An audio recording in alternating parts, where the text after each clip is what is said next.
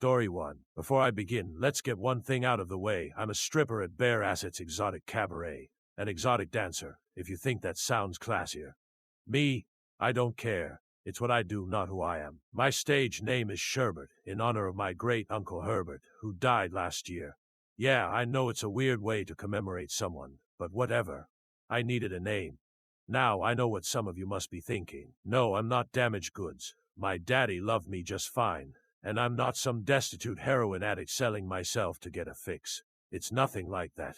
Like a lot of my fellow strippers, I'm a student. This job pays decent enough, and the work hours are great and don't interfere with classes. But this story isn't about my career path, it's a story about a door.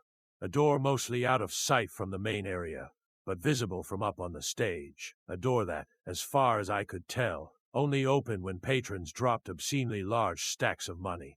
A door to a room so private that none of the other girls I asked knew what was on the other side. Yesterday, I went through that door, and this is what I saw. As you probably already guessed, the turnover rate at a strip club is pretty high. Sure, there are a few regulars who stick around for a couple years, but those girls are exceptions. It wasn't uncommon for me to show up for my shift, only to find one of the girls missing. I'd ask, "Where's Candy?" And someone would reply, "Found herself a sugar daddy." Sometimes it'd be something a little more disgusting, like last week, when I asked, "Hey, where's Cherie?" And Ginger replied, "The boss found out she's only 16. Got canned. 16 years young. Can you imagine resorting to stripping at that age? Terrible. Thankfully, the boss was vigilant and always managed to catch the underage ones within a few weeks. You know, before too much damage was done. He was a nice enough guy, but he had the worst fashion sense. He'd wear these Bermuda shorts with unbuttoned Hawaiian shirts showing off his curly mane of chest hair and this gaudy gold medallion with a red gemstone dangling from his beefy neck. He loved that damn medallion so much, he had an identical one on a bus in his office.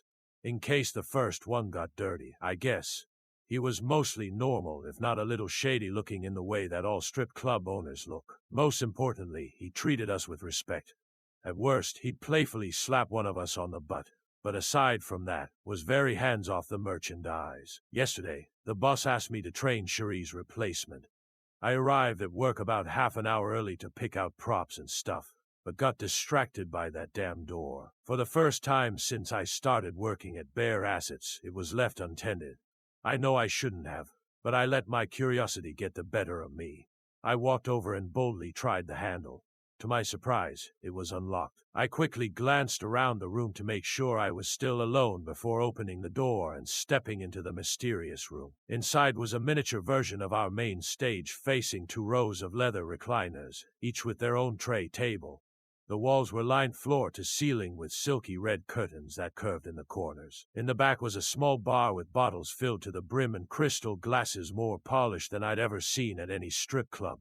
Clearly, this was some sort of VIP lounge. I circled around the room, wondering why I'd never been invited to dance here before. Hell, wondering how many girls had lied to my face about getting the opportunity. I was actually a little angry and jealous about it, to be honest. I was about to head back when I noticed one little detail that didn't quite make sense. The stage fed directly into a black concrete wall instead of curtains to conceal a backstage area. As far as I could tell, there was only one door in the room, and I had never seen any of the girls going through it. So I couldn't help but wonder how they got inside for their private shows. It had to be the red curtains, I figured. There must have been a door hidden behind one of them. If I slipped behind the curtains and circled around the room, I could find the entrance and figure out who'd been lying to me. That's exactly what I did, but it didn't go quite according to plan. See, I was about 3/4 of the way across the room with nothing but concrete walls to show for my troubles when I heard the doorknob turn. Afraid of getting in trouble, I bolted towards the corner, hoping to hide myself in the gap between the connecting walls and the curved curtains. There was just enough space for me. And since I was standing right where 2 curtains connected, I was able to see the backs of the sofas and stage from where I was. The boss walked inside, fanning a wad of $100 bills as he escorted a somewhat young businessman to the front row. "Let's make your first time special," he said. I couldn't see it, but I could hear the slimy smile on my boss' face as he continued. "Would you like your very own cherry to pop? I have a new one, ripe and ready for the picking." Disgusting. We all knew these things happened behind closed doors, But up until that point, I'd been able to maintain the false belief that we didn't resort to that kind of business at Bare Assets. The businessman nodded. Excellent. Let's begin, answered the boss, as he clapped his hands together. Music started playing loudly in the room. The walls must have been remarkably soundproof. My eyes scanned the curtains, waiting to see movement so I could see which of my colleagues was good enough for the VIP room, which one was better than me. There was no way I could have anticipated what was about to happen. The curtains didn't move. Someone walked on stage, seemingly stepping right through the concrete wall. She was naked, her slender body hunched over protectively, her arms crossed over her midsection with her hands landing near their opposite shoulders. She was shaking, sobbing. She was translucent. I couldn't really tell just how translucent she was until she reached about halfway up the stage, because the black wall behind her had added an illusion of pigment to her form, like looking at water through a colored glass. Or, well, the opposite. But as she moved closer to the pole, I could see the folds in the red curtains behind her, showing through her body. Her entire body looked like it had been washed in an old-timey sepia tone, her hair and skin all a similar burnt brown color. She stopped at the pole and continued to sob. The boss grunted angrily. Don't be so shy. Show him your true colors. Show him your true colors. She whimpered quietly, holding herself tighter. She was shaking her head, mouthing the words, please, no. The boss stood up and walked over to the stage, placing a hand on his medallion. I'm giving you one chance. You've seen what'll happen if you don't do what I say. She flinched. The businessman leaned forward on his seat and cupped a hand to his chin, watching with perverted interest. The boss lost his patience, and the surreal show became even more surreal. He grabbed his stupid, gaudy medallion and jerked on it once. There was a sound like static, followed by what looked like a bolt of red lightning shooting out of him and whipping against the translucent being. She screamed in agony and fell to her knees, balling herself up in the fetal position. Show us your true colors, whispered the boss. The ripple of static came back, but this time, the girl obeyed. She slowly sat up, her arms releasing her chest in defeat. I had a feeling no one was looking at her breast, though. There was no reason to stare at her tits, when something more magnificent was hiding inside. I don't know how to explain it.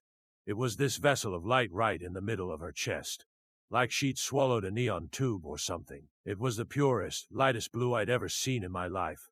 Tendrils of light flickered around it like a fire. It was beautiful. It was hypnotic. It was like looking right into her soul. I felt an overwhelming feeling of contentment washing over me, like being in my mother's arms. Then I recognized her face. Cherie. My stomach dropped, yet I couldn't shake the warmth and joy I was experiencing. It was like there were two versions of me in my head, one that was mesmerized and another who was horrified. Then, whimpering, Cherie stood up and began to dance on stage, bearing it all. She had no clothes to hide under, no mask of makeup to wear, no skin to hide behind. She had been stripped in the ultimate sense of the word. I was seeing her very essence, her soul, forced to parade around like a slave for the amusement of some sick son of a bitch. The song came to an end, and when it did, I noticed her beautiful blue light growing just a tad bit duller. The boss waved his hand over his medallion, and Cherie disappeared. The room felt cold. So, what did you think? He asked. The businessman applauded enthusiastically. The boss ran a hand over his bald head. And think she's new. Wait until you get a load of one with a bit of experience. The hands-on ones they're something, all right. The hands-on ones they're something. I'll pay you right now, interrupted the businessman. Right now. Double what I paid to get in here. I want the full package. The boss laughed triumphantly. You're about to get the best lap dance of your life, my friend. He waved his hand over the medallion. This time, 3 women appeared on stage. I recognized 2. I thought one had graduated and moved away, and I'd been told the other had gotten married to some rich guy. Lies. All lies. The 2 weren't hiding like Cherie had hidden. Their body language seemed a little insecure, but they were exposed. They both had colors inside, just like Cherie.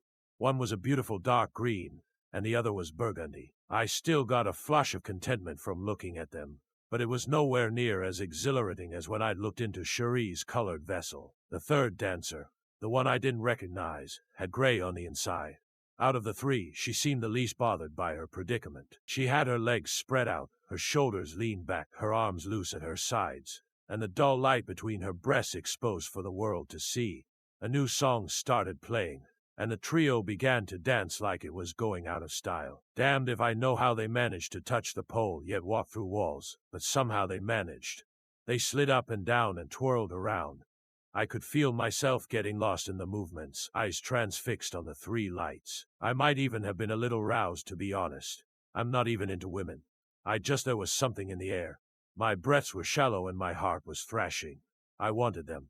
I wanted them so bad. Ray jumped off the stage and began grind against the businessman without a speck of hesitation. And let's be clear here, I'm not slut-shaming the ghostly stripper. It's just that all the others seemed more guarded, but she had absolutely no restraint whatsoever. I wondered why she was different.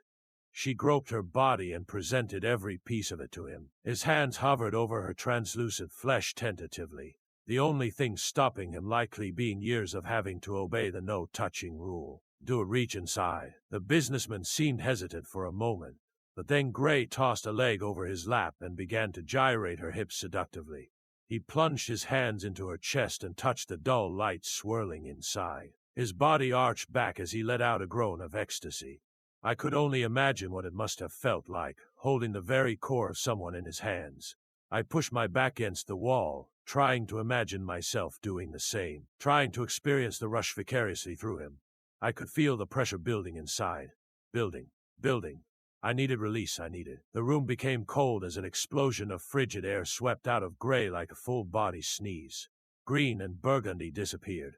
The light in Gray's chest suddenly became black. Her eyes became hollow, her hair unkempt, and her body seemed to deflate and sharpen, as though her invisible skin and muscles had turned to a thin cloth draped over her bones. She let out an ear-piercing shriek as she lunged towards the businessman's neck, fang-mouth ready to bite down into his skin. The boss clutched his medallion in one hand and snapped his fingers with the other. Red light came pouring out of Gray, but not the same kind of light. It was like she was burning from the inside out. It took only a split second for her body to disintegrate to ashes. The boss chuckled. Sorry about that. I was sure we'd get at least 1 more week out of her. The businessman jumped to his feet, eyes wide with terror. Aye, he stuttered. I assure you, you are in no danger here. Why don't I summon up a new start at the boss? But he was quickly interrupted. And no more No. The boss let out a disapproving grunt. This is your fault. I had no idea he was talking to until he turned and looked straight at me. I could feel myself becoming numb. I hadn't noticed the gust of wind had blown half the curtain off of me. I hadn't realized I was standing in plain sight now. He continued, I suppose it's fortunate you're here. I just so happen to need a replacement. Let's see what your true colors are. He ran towards me. I was literally cornered. There was nothing I could do. Nowhere I could run.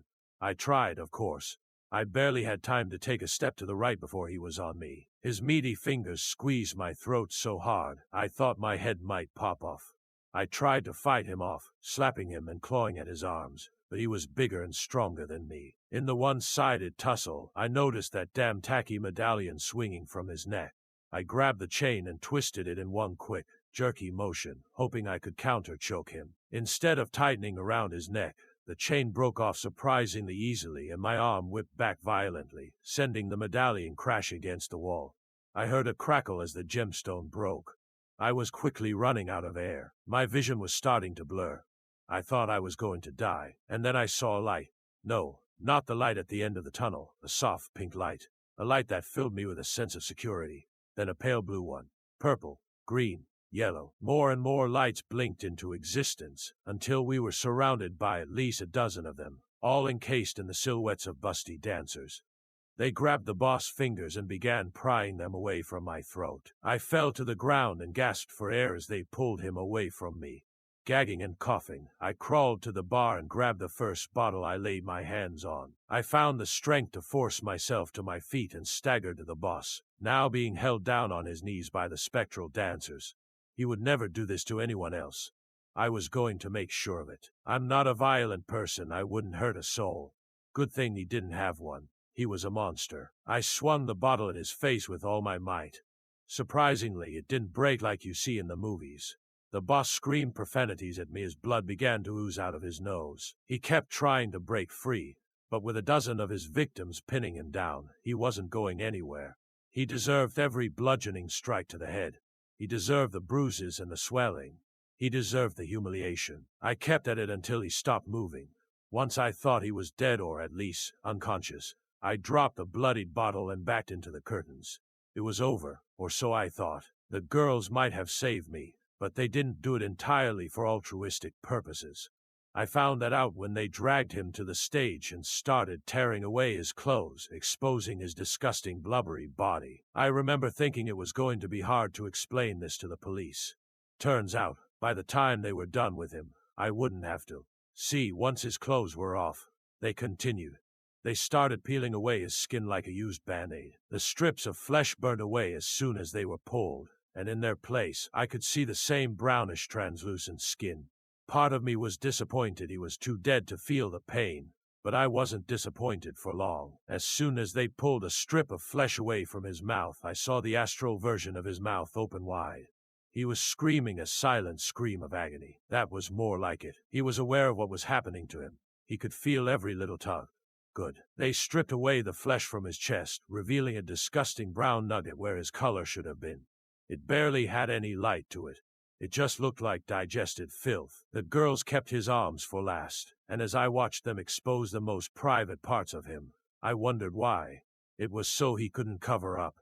It was to make sure he'd feel the humiliation of everyone seeing his true colors, his disgusting innards. As soon as his arms were free of his real skin, he covered up and started sobbing like a giant bald baby. Now, the girls were vindicated. They slowly backed away, and one by one, the lights went out and they disappeared. I'd like to think they moved on to a better place. At the very least, their torment was over. As for the boss, I remembered the extra medallion he kept in his office. I wasn't sure exactly how to use it, but after waving it around him a few times, his silhouette disappeared. So I think I managed to trap him inside the same way he trapped the girls. I kept his gaudy medallion. I'd like to say I did it to make sure it doesn't fall into the wrong hands, but I'm not going to lie. A part of me really needs to see those true colors again. Story 2. His Tinder profile said he was 45, but he looked to be in his early 30s at most, looking for a sugar baby, $700 weekly. No sex. It sounded too good to be true, but as a broke university student, I was willing to take my chances. I swiped right, and Tinder let me know it was a match. His message came seconds later. Hey, there's sweetheart. I cringed at that word. I hated it. But $700 was $700, so I sucked it up and replied. Hey, his name was Jack, and he told me he owned his own business, although he never specified what kind of business it was. We talked for a while before he asked me for my Venmo to send me the first payment. After a few minutes, I got the notification. I stared at the $700 for at least 20 minutes, expecting to wake up from a dream at any second. But it wasn't a dream. You still there? I clicked on the message. Yeah, sorry. If you don't mind me asking, what are you looking for in return? I stared at the chat until he replied. I'm just looking for you to do a few favors for me. That sounded like it was going to be sexual to me. Like what? For example, the first thing I need you to do is pick up a delivery for me. That sounded innocent enough, but I was still expecting there to be some kind of twist. $700 to pick up a package. Come on, even I wasn't that naive. From the post office or something. No. I'll send you the address, but I'd rather not do this through Tinder. You got Kick, or you can give me your number. Kick. What was this? 2011. I decided to give him my number instead, and he texted me the address immediately, followed by the address to his house, where I would have to drop off the package. I'm not home right now, but there's a key on the bottom of the blue flower pot near the door. Go inside and put the package on the coffee table in the living room. Make sure that you lock the door when you go inside the house, and then lock again when you leave. I grabbed my car keys and wallet and got into my car, putting the address into Google Maps. Got it. Amwa. My phone buzzed as I backed out of my driveway. I'm serious. Lock the door both times, please. I thought that was a little excessive, but I promised him that I would. The house looked abandoned. It had a broken chain-link fence around it, with a small door that was hanging onto dear life. It stuck out like a sore thumb, surrounded by houses that were a lot nicer than this one in comparison. I looked up to see a man standing in the open doorway of the house. He took up almost the entire space, his head skimming the top of the door frame. He was huge in height and muscles, and his entire torso was covered in tattoos. Yeah, I guess. I replied, not moving from my spot on the sidewalk. Stay right there, he said. I did. I actually don't think I would have moved if he had asked me to. I looked around and realized that there was no one else on this street. I was a 21-year-old woman alone in the street. I gripped my car keys. A few minutes later, the man came back out carrying a cardboard box. It was about the size of a shoebox, but stained and damp on some of the corners. "Can you open your car?" he asked. I opened the trunk, not wanting that inside on my car seats, and he set it in all right. "There you go," he said. "Thanks." I walked around to the driver's side of the car and opened the door. "Oh, and one more thing." I looked at him. "Watch out," he said. I didn't reply. I blasted my music as I drove to Jack's house, hoping it would drown out my anxiety. It didn't. I parked my car in the stone driveway and stayed inside the car, admiring the house. It was a huge house with stone pillars on the front porch and the greenest grass I had ever seen in my life. I turned the car off and got out.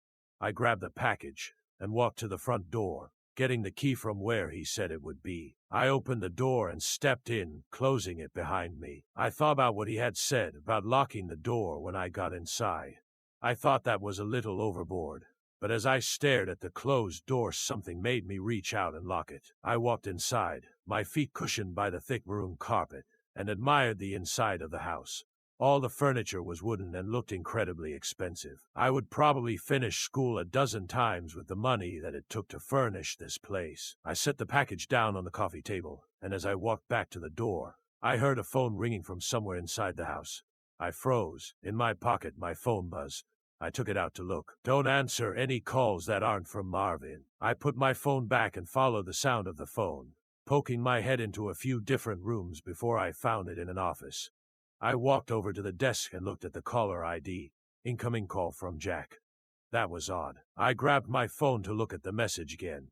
I was starting to get a little bit creeped out and decided I wouldn't answer, just to be safe, and left the house, remembering to lock the door as I left. I've done a few more favors for Jack since then.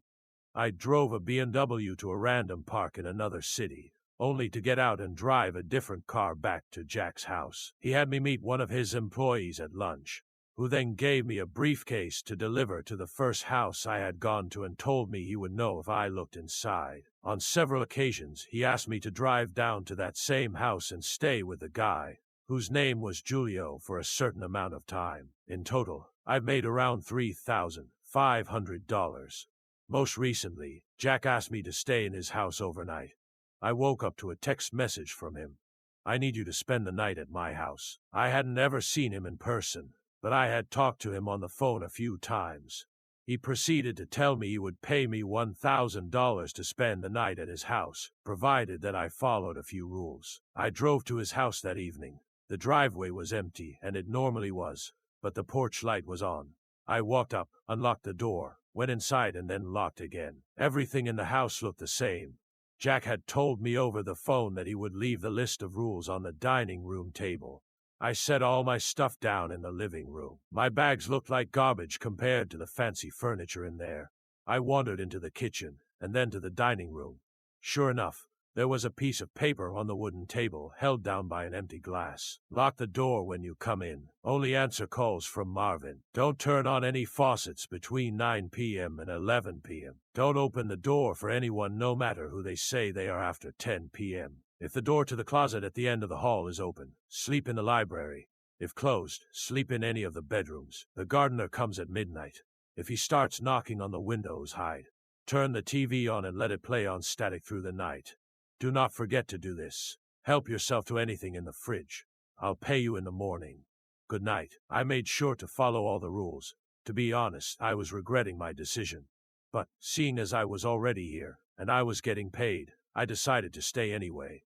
I figured as long as I followed all the rules, I'd be perfectly fine. Still, it felt a little odd. Nevertheless, I lounged around the house for a few hours, as I was planning on going to sleep around 9, since that's the time that all the weird shit would begin to happen. At 8:50 a.m., I brushed my teeth, using the faucet for the last time before 9. I checked the closet in the hallway, and upon seeing that it was open, I moved my stuff into the library and got ready to sleep on the couch.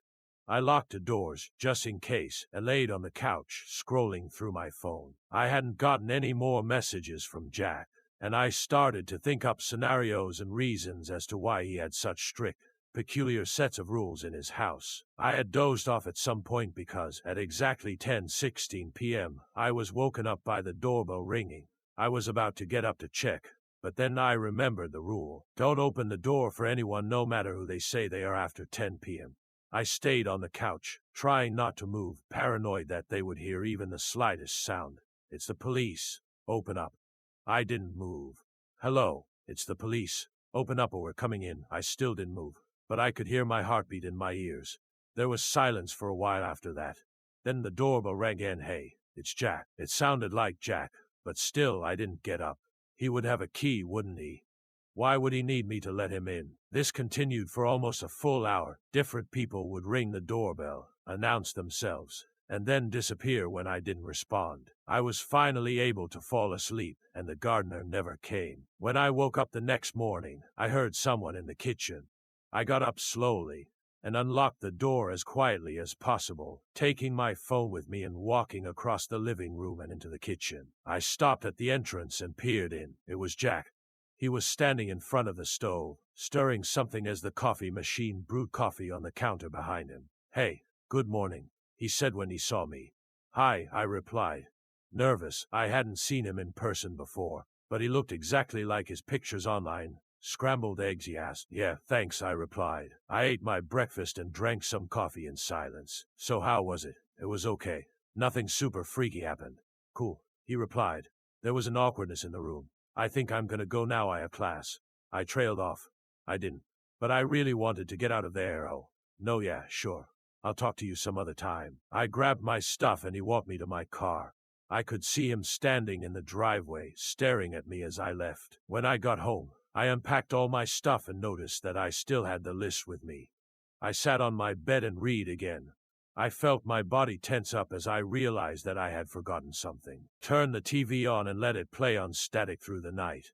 Do not forget to do this. Turn the TV on and let it play on static through the night. Do not forget to do this. Do not forget to do this. I stared at the words on the page until they lost meaning. Beside me, my phone buzzed, snapping me back to reality. It was the $1,000 payment. I looked at my phone and then back at the list. Maybe it wasn't an important step. As I was thinking this over, a text from Jack came in. I'm not in town right now. I should be back next week, so you're free from running any more errands for me until then. Just sent the payment. Go do something fun. I stared at the message and read again. And once more for good measure. And once more for good measure. I'm not in town right now. I thought back to this morning and how Jack was in his house. How he gave me breakfast. I'm not in town right now. Within minutes, a new text came in, this time from a number that I didn't recognize. The text was followed by a picture of Jack, or whoever this version of Jack was, standing in front of the TV. I didn't respond. Next came another picture. This one was of the outside of my house. It was followed by another text. Watch out. I didn't leave my house for almost an entire week. The only reason I didn't stay indoors for longer is that I had an important exam in one of my classes that I absolutely had to be present for. That also didn't help with the anxiety I was feeling. As I drove to campus, I kept my eyes glued to my surroundings, almost running to stop signs and a red light. I kept expecting Jack, or fake Jack I suppose, to pop out randomly on the side of the road, or in the car next to me, or the car behind me. I constantly glanced at my rearview mirror, trying to figure out if the black truck behind me had been there this whole time, or if it was different than the one I had seen 10 minutes ago. I hadn't told him where I went to school, so maybe he wouldn't know. Then again, I hadn't told him where I lived either, and he seemed to figure that one out rather quickly. I hadn't texted the real Jack since the incident had happened. I mean, I didn't even know what I was supposed to say. My plan, as foolish as it was act as if all was well. I wasn't going to stir the pot by telling him I had already fucked up, so instead, I was going to wait until he realized that something was wrong. Hopefully, he wouldn't. I will admit that not telling him was more difficult than I had thought, and I found myself constantly checking my phone for texts from Jack, but none appeared. I finished my exam that day, sure that I had failed due to my lack of focus, and drove back home, where I found Julio standing in my driveway. He was looking down at his phone, and I attempted to keep driving down the street before he saw me, but I wasn't fast enough. He glanced and began walking towards my car as I slowly pulled into the driveway, locking my doors and trying to remain calm. Instead of shifting into park, I kept my foot on the brake and shifted into reverse, fully ready in case I needed to make a quick getaway. I sat in the driver's seat, looking forward at my front door. I wondered for a second if I would be able to get inside and lock the door before Giulio got to me. Suddenly, he leaned down and knocked on the window, making me jump. I turned to look at him and said nothing. "Roll your window down," he said. I pressed the button for a split second, making only a tiny crack of open space. "You know, it's not me you should be afraid of." I looked at him and glanced at my rearview mirrors, trying to see if any of my neighbors were outside. But they weren't, and I was alone with no witnesses. "You fucked it up," he said. "Lean against my car. I told you to watch out. And you didn't. They always miss at least one." I looked up at him but said nothing because I honestly had no clue what to say. "Get out of the car. We're going inside." He tapped his hand on the roof of my car and walked towards my front door. I thought about driving away, but I wasn't sure where I would go, and a part of me wanted to hear him out. So I found myself parking the car, turning off the engine, and letting Giulio into my house. He took a seat on my couch and glanced around my living room. "This is fancy for a college student. You buy this with Jack's money?" he asked. I rolled my eyes as I stood in front of him. "Why did you want to come in?" "All right, touchy subject," he said, shrugging. "Which Jack?" "What?" he snapped, leaning over and resting his elbows on his knees. "What do you mean?" "The one who appeared in the house. Jack isn't back yet. I came here to tell you that you forgot to lock the door after your little house-sitting gig. Which Jack won't be pleased about. He's gotten rid of girls for much pettier shit than this." I said nothing and stared at Giulio while he stared back, waiting for me to explain myself. His use of the words "gotten rid of" made me nervous, and I wondered what he meant by that. "Was there someone else in the house?" Jack. Jack was in the house that morning before I left." "How do you suppose that happened?" "Because Jack hasn't come back from his trip yet," I shrugged. Giulio stood up, sighing in annoyance. "Fine. You know what? I originally came over here to ask you for a share of the cash you got for your poor house-sitting job. But it seems to me that you probably fucked up more than I originally thought. So I'm just going to stay out of whatever this is. Good luck." He walked over and opened my front door, waving to me as he left, leaving me standing in my empty house. I ran to the door and locked it as soon as he was gone, and started to freak out once again. I thought about what I was going to do if Jack came back from his trip and found out that I had messed up. What if Giulio was right and someone had broken into the house and robbed him? Maybe I just thought I saw Jack, but maybe it was just some other stranger who looked like him. My mind was going a mile a minute as I tried to figure out what to do. I paced around my house for a few hours before I finally decided that I was going to drive back to Jack's house and make sure that no one had broken in. If they had, I would simply make an anonymous police report or something. Besides, the only way he would ever know that it was my fault would be if Giulio snitched on me, which it didn't seem like he was planning on doing anymore. I made the drive over in silence, trying to control my breathing so that I didn't have a meltdown on the highway. I finally pulled into the driveway and turned the engine off, but I couldn't work up the courage to get out of the car. I sat there for a few minutes, staring at the giant house, trying to force myself to unbuckle my seatbelt, open the door, and get out of the car. The house, which once looked impressive, now made me feel anxious and out of place.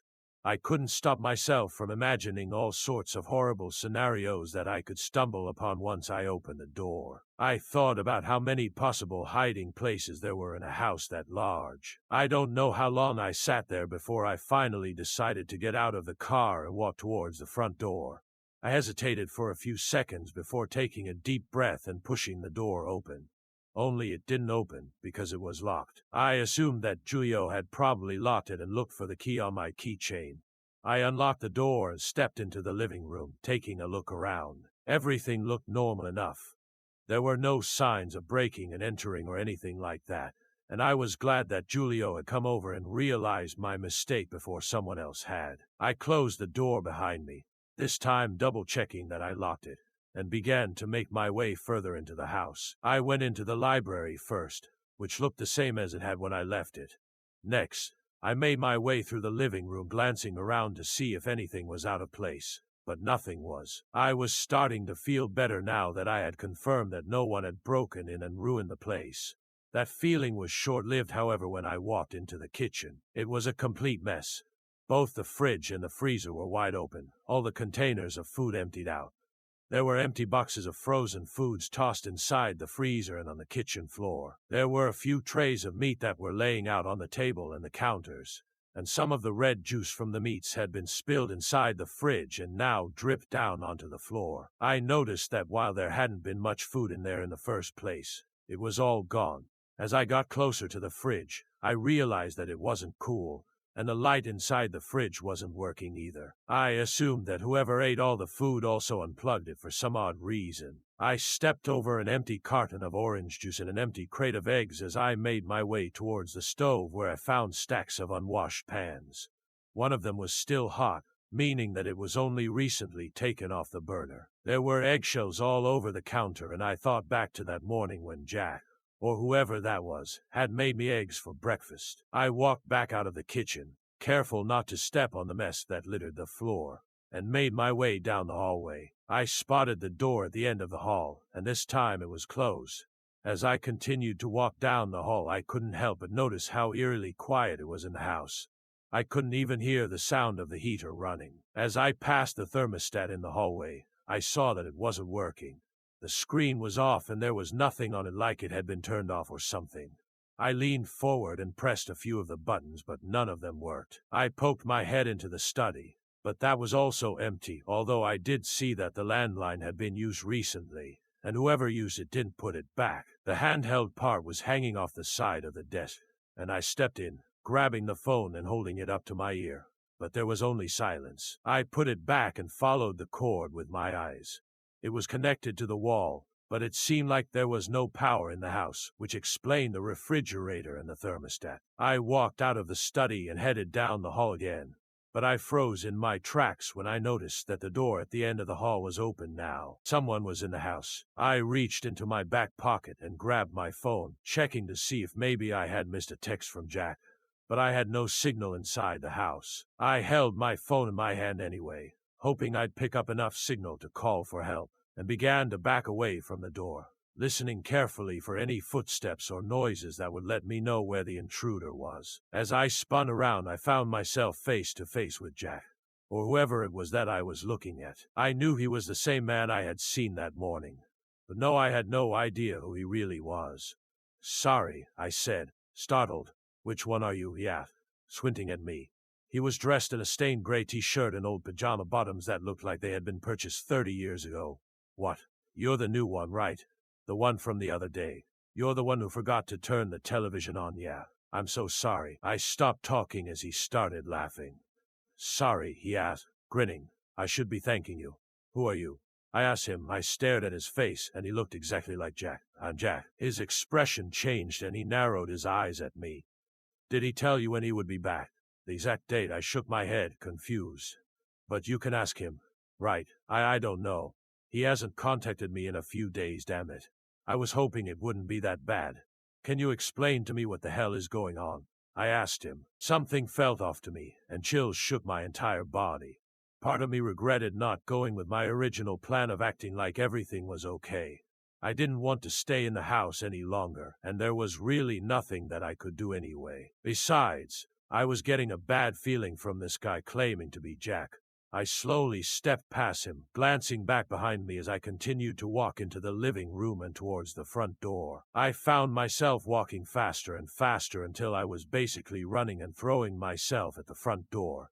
I couldn't help but shake the feeling that something bad was going to happen if I stayed in this house any longer. I unlocked the door, but just as I was about to open it, I heard the lock slide back into place, only it sounded a lot louder than usual. I jiggled the doorknob and realized that while the doorknob wasn't locked, something else was, and it was keeping me from opening the door. I began to freak out as I pulled on the door urgently, trying to get it to open, but something was keeping it shut. What the fuck? I glanced towards the hall as I heard another noise, but I quickly realized that it was the sound of air flowing through the vents. It seemed like the power was back, and somehow, Some sort of security system had activated at the same time. I looked down at my phone, and not only did I have a signal now, but I also had 3 messages from Jack. "I'm back. What happened? I know you're in the house." I looked around the room, trying to find him or any security cameras in the room that would be alerting him of my presence in the house. I didn't see any and grabbed my phone to text him back. "Are you here?" I held my phone in my hands as I made my way back towards the hallway to find the other Jack that I had seen earlier. If he even was another Jack. Maybe this was all the same person and he was just messing with me for some reason. A part of me thought that perhaps I deserved all of this for doing all of this in the first place. I mean, why was I so quick to agree to run random errands for a random man that I had never met? Sure, I needed the money. But going into a stranger's house has got to be on the list of the top 10 dumbest things you could ever do, especially considering the fact that no one knew where I was, and I didn't have a weapon to defend myself if I needed to. I stood in front of the closed door for a second before making my way over to a window. I tried to open it, but the security system had locked the window shut as well. I thought about breaking the window open, and I grabbed a sturdy-looking vase. I took a few steps back and then threw it at the window as hard as I could. The vase shattered as it made contact with the window glass, but the window was fine, unscratched. The only way I was getting out of here was through the door. But first, I had to disarm the security system somehow. I walked back to where I had left Jack, but he was gone and nowhere to be found. "Jack," I called. The door at the end of the hall was closed once again, and I began to walk towards it, peeking into each room as I passed it. But there was no one else in the house. As I reached the door, my phone buzzed in my hand. "You were supposed to follow the rules." I stood in front of the door, trying to work up the courage to open it and see what was in the room. "I know, I'm sorry. I came back to make sure everything was okay." I reached out and grabbed the doorknob, taking deep breaths. The buzzing in my hand startled me, and I ignored it as I turned the doorknob and pulled the door open. I stood in the threshold, at the top of a wooden staircase. Below was a badly lit basement. I slowly walked down the stairs, glancing at my phone. "You should have stayed away. You're really going to regret this." I didn't reply and kept walking until I was at the bottom of the stairs. While I wasn't sure what I was expecting, it wasn't the normal-looking basement apartment that I had stumbled into. I found Jack sitting on the couch against one of the walls. He was reading a magazine and glanced up when he heard me step off the stairs. "What are you doing?" He shot to his feet. "The door locked. I can't get out." "You're so fucking stupid," he exclaimed. "You weren't supposed to come back," he shouted. "I wanted to make sure everything was fine." I replied, "Who cares? You got $1,000 for house sitting. Why are you so angry? Why are you even here?" "You're clearly not Jack," I snapped. "How do you know yet?" "What? How do you know I'm not Jack? I look like the pictures you've seen." "Yeah, but Jack is on vacation," I replied. "How do you know?" he repeated. "What are you talking about? Have you ever met Jack in person? Have you ever talked to him on the phone, video call, anything other than a text message every few days?" I didn't reply, staring at him. He was right. He did look exactly like the photos I had seen on the Tinder profile. "That's what I thought. What are you saying exactly? How do you know that the person you've been talking to is a real person, as a matter of fact? How do you know that it's not me? Maybe this was my plan all along." At that point, it finally hit me. He was right. I didn't know if I was talking to a real person. All that I was doing random favors for someone with an internet profile who wanted to pay me money to do these things for some reason. I guess I had always felt that there was something off about a sugar daddy who was willing to pay someone to do things other than having sex with them, but I needed the money too badly to spend too much time questioning it. I was feeling even more scared now, and my palms were cold and sweaty as I stood there, waiting for him to do something. I could run back upstairs, but I didn't think I was fast enough to get out of there and find something to jam the door and keep him downstairs. I took a shaky, deep breath as I tried my hardest not to make it seem like I was scared.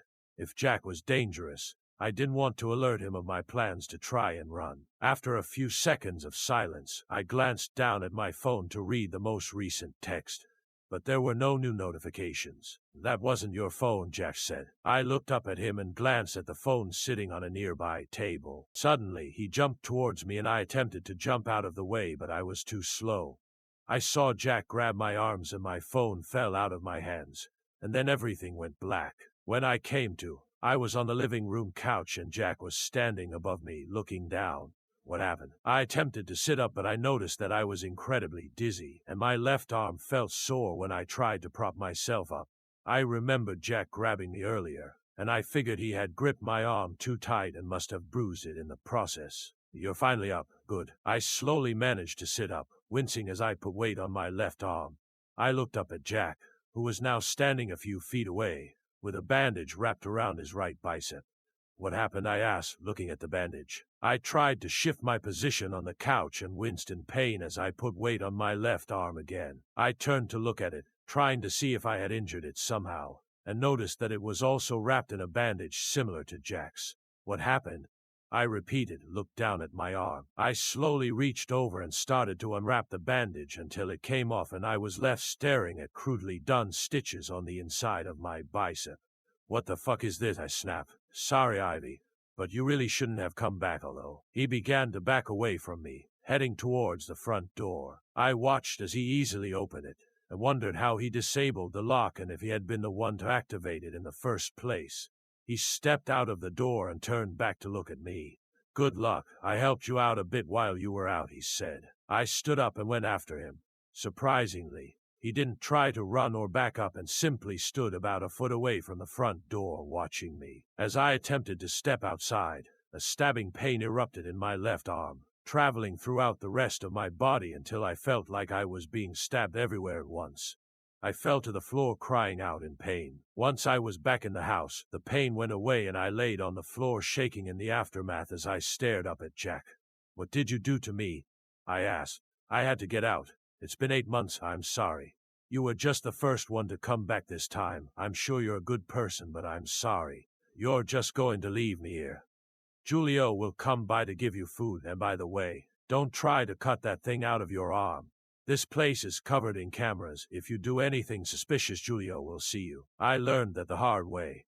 I didn't know what to say, and I stood there in shock as I watched Jack walk over to my car and get in it, starting the engine and disappearing down the street. I finally shut the front door and locked it, turning back to face the empty house. I glanced at my phone, which was still on the couch, and remembered what Jack said before he left. I walked over, trying not to move my arm too much as I picked it up and turned it on. My Tinder profile was open, only it had been changed and now my profile bio read, looking for a sugar baby. $700 weekly. No sex. On the table next to it, there was a list of house-sitting rules, similar to the ones that I had found on the day that I had been here. At the bottom of the page there was a lime green sticky note that reads, "Sorry, I hope you're able to get out soon. Don't worry, maybe you won't be here for long." They almost always forget one of the rules. Good luck, Jack.